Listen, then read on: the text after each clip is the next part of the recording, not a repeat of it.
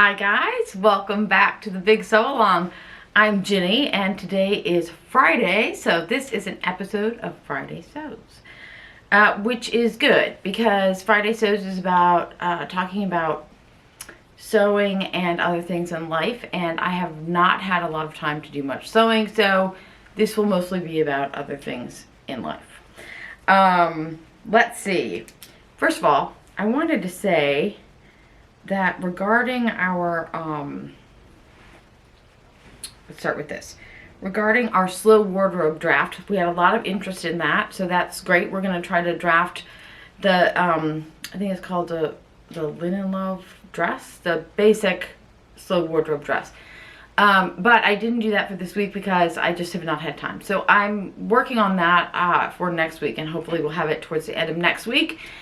Yeah, so thanks for all of your comments on that. I really appreciate it. Also, PM Rooter asked if some of Opal Annie's pants patterns would work for the layer cake pants. I think they would, but the flower drum pants potentially could work. They have a panel that goes across the bottom. You could lower that crotch to make them lower, more drop crotch. But the she also has a newer pattern. I'm almost sure she has a newer pattern out. I think it's just called a bloomer. And I could be wrong. I know that Opal Annie has a Facebook group with B-Man where they release some of their patterns if you join the group, and it may just be available in there. So I'm going to do a little investigating on that and try to get back to you on that for next week. What else? I also wanted to say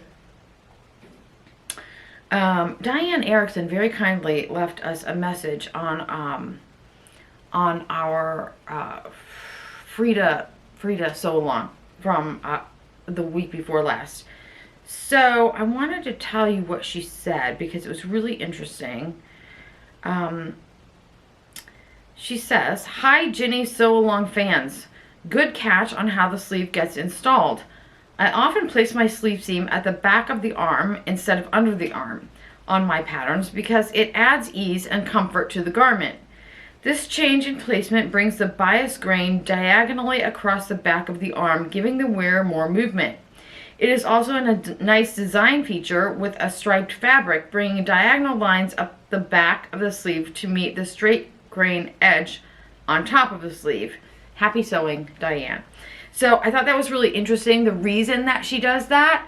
And thank you so much, Diane, for commenting. That really, it means the world to us that you take the time to do that. So thanks. I've not got a lot of sewing done this week because my sewing time has mostly been taken up with alterations, but I have also been working on, I don't know if you guys will remember, before our sew along, I was talking about making this tunic dress thing here. I think it's called the tie front top and dress, or tie detail top and dress. I can't remember. It's from the maker's Atelier, and I'll link anything I mentioned down below. Anyway, I'm going to show you a line drawing here.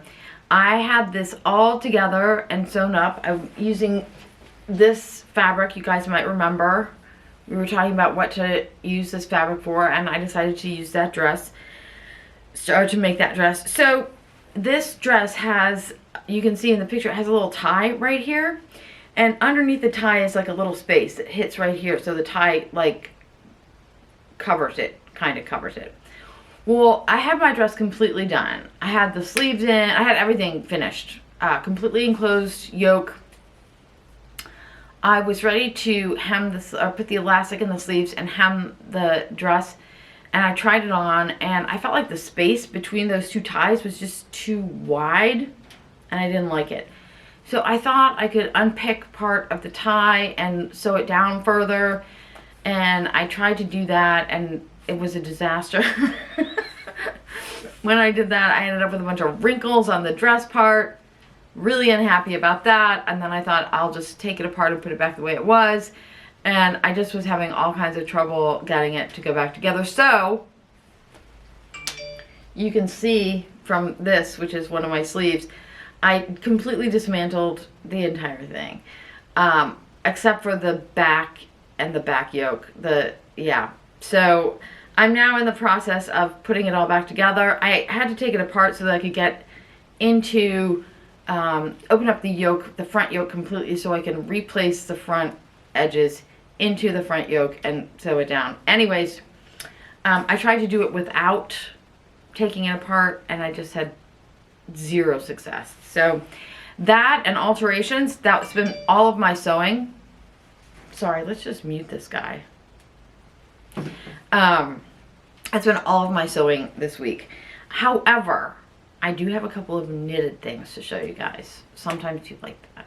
Today, I am wearing this Churchmouse yarn sideways tee that I talked about maybe a month or so ago. I finished it probably 3 weeks ago, and I'll show you pictures of how I'm wearing it here today. I just have it on over my wool fork slip, a pair of leggings, and my black boots. I can't remember, one of you guys asked about my black boots last week, and I don't think that they have these boots anymore. I know they don't have them in my size. I think the place is called Number 6 Store, and it's in New York, but I will leave a link down below in case you guys are interested. They do have a ton of other really, really cool things. I did leave a message also responding to that. So, okay. The other thing is I knitted this sweater, and I can't remember the name of this one or who designed it, but I will, again, I'll link that below.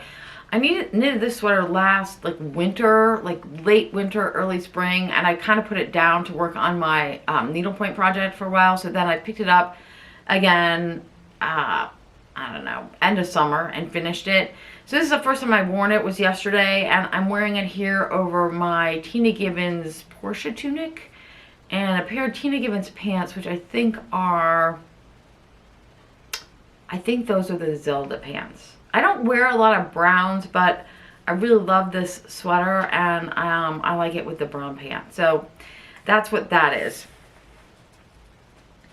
And as I said, not a lot else going on.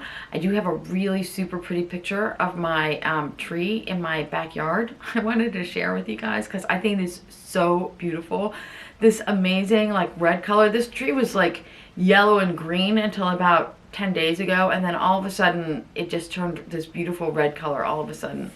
That is the beauty of fall in the Midwest and other places where you get a good seasonal change.